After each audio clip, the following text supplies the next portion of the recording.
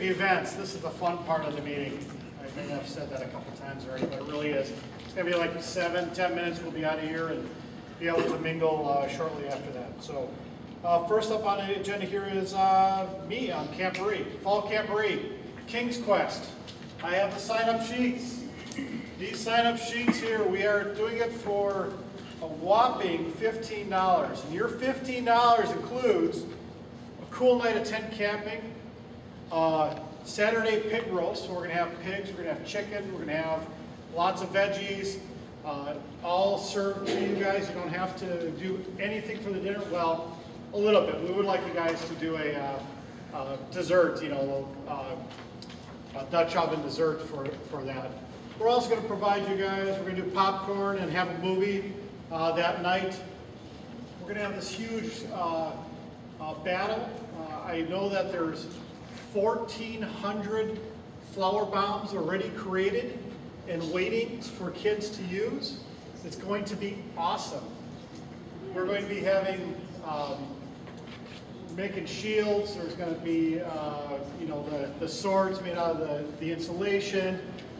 If all you guys, you know, have ever done any of this, and you were at the first youth PLC that did the round table, you know that King's Quest and that discussion about doing the knights and the ninjas and stuff was huge with the boys. So that's, I think, something that if you guys can come to it, I have the information here, we can hand it out. And it's going to be at IMR, Lizinski, a little bit on the IMR side, but mostly on the Lizinski side. And I also have, which I really need help on here, is the station sign-up. So we have 8 stations. We only have a few stations already signed up. Blacksmithing, weapon making. We're going to have a trebuchet launch, so we need a group there, adults, to work through the trebuchet and explain it and the mechanics behind it, things like that. First aid of battle injuries. First aid, we're scouts. Catapult assembly. We're going to have the kids do a competition making little catapults. We've already put them together. It's really cool, pencils and rubber bands and everything, and have a competition there, just on a small scale. Javelin throws, jousting, heating boiling oil. Well, maybe it won't be boiling oil, but you know, it'll be boiling something. And then we got the Friday Night Cracker Barrel, and we have the theater and jester auditions. I might go for that. But we'll have that movie, like I said, and you know, help out with like running popcorn and things like that. So I have this sign-up sheet. I'm just going to pass it down here while you guys are listening to the rest of the spiel. And if you guys could sign up to a session. I don't have the explanations. It's really up to you guys what you want to make of it for that type of activity, just as long as we kind of keep it within that theme of the King's Quest. Next on it was, so the weekend of September 18th, 19th, 20th. This is probably one of your best kept secrets. Everything is usually in here. If not, it's also replicated on the council website. All of our different events here are also listed. Klondike, January 22nd and 24th at IMR.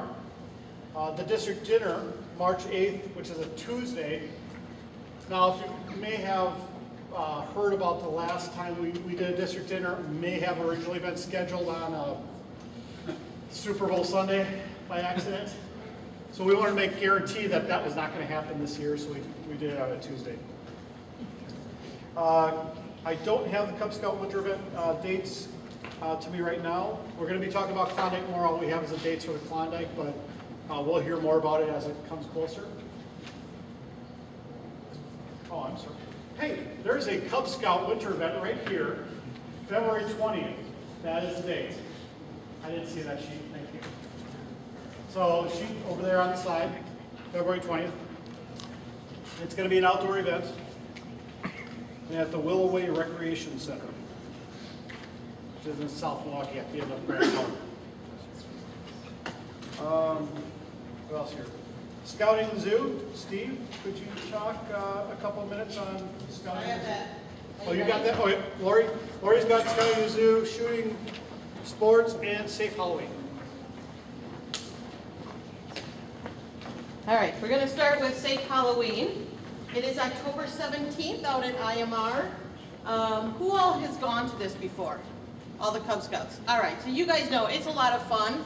This year they're going to make it simple. It's only $7 a person. It doesn't have to be this complicated thing of what you're going to pay and what you're going to do. There are additional like patches and pumpkins and things, but try to talk it up. It's a great event. The entire place has different little areas for the families to go. Some families come all dressed up, some don't. It's all okay. Hopefully the weather will be great. The next thing that I'd like to talk about is scouting at the zoo. I think there's a brochure at the table that looks like this. If you open it up, it has all the important dates. This year the animal is the peacock. In all the years, there's never been a peacock, and we know that that's all we hear in the morning is the peacock. So we're going to do it up. So to highlight some of the changes, this year is the 30th anniversary event. So there's going to be a lot of things with 30. It's going to be jam-packed, lots of different program things. The weekend is going to change. So it is now come and set up Friday night sleepover. Saturday morning is going to be the pancake breakfast and the fun run, or what they call the stampede. All the activities for the Cub Scouts will be on Saturday. So both the Cub Mobiles and the Pinewood Derby and all that. Sunday morning, you're going to pack up by 9 o'clock and haul everything out of the zoo. And units, if you guys are parents, kids want to stay, you're welcome to stay at the zoo on Sunday. But the display will just be Saturday only. Does that make sense? If anyone decides not to come on Friday night to set up and they want to come Saturday morning, that's okay, but there's no vehicles that are going to enter the zoo. So you will haul it in with wagons or carrying it or whatever. So that's a change. Last year, or last 2 years, they tried an experiment with the Cub Scouts camping. That experiment is over, no longer, but the troops can certainly, for recruitment, bring a den with them, but the Cubs that come with their families are welcome to stay even after the zoo closes and still take part in the free, what do they call it, the Cub Mobile and the train and the movie and things like that. There's going to be an event guide with registration released in January. We're bringing back the campsite lottery and event meeting. It's going to be held in the Greenfield area, so it's still, we're trying to recruit more of the southern units, but because right now most of everyone that attends is this, so this is as central as we can get. So at that meeting, we encourage your unit to send at least one person to that lottery. Then something new this year, there's going to be an event, webinar, and conference call. So about the week before the event, people can dial in and all the last minute announcements will be done. And there's also going to be a competition talking about social media for the Facebook page of the zoo, because we're really going to use that this year, even with the youth. Some of the competitions, we're just going to post there, hey, the first 10 youths that reach this point will get like a free tour in the veterinarian center or something like that. So the contest might be each unit try to recruit all your parents and the youth to like this Facebook page, and then you might win an award, something like that. So that is Scouting for the Zoo. And those dates I talked about are in this brochure. So please pick up the brochure, keep the brochure, download it off the website, whatever you can do. All right, now the fun part. So, shooting sports. We have rolled out a new year-round program. We want to do more outings with shooting sports. We know the Cub Scouts, as we were talking, you guys mentioned that you're going to do like a fun day, and they talked about archery and BB guns. We also have a rock throwing range at both camps.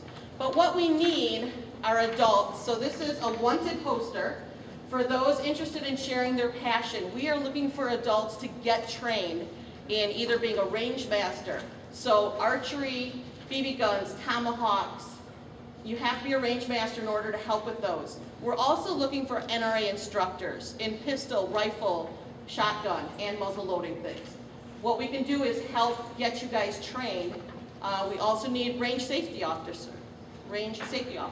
So in order to run our program and keep getting these classes out there for the youth and also adults, and then having open shoots and bringing our level of competition up in our council, we need more adults to become instructors and helpers. So please see me. I have about 20 flyers. I'd love to start setting up something for you guys to do. Raise your hand. Does anyone here already shoot? So you shoot. So there's some. I went off to a national camp school and spent 8 days with NRA instructors training. Talking about nerve-wracking that is. So if I can go out and be an instructor and covering everything, you guys can too. So even if you're not belonging to a club, but you just want to start shooting and sharing that and teaching the youth to do it safely, come aboard. Thanks. Did I do that fast enough?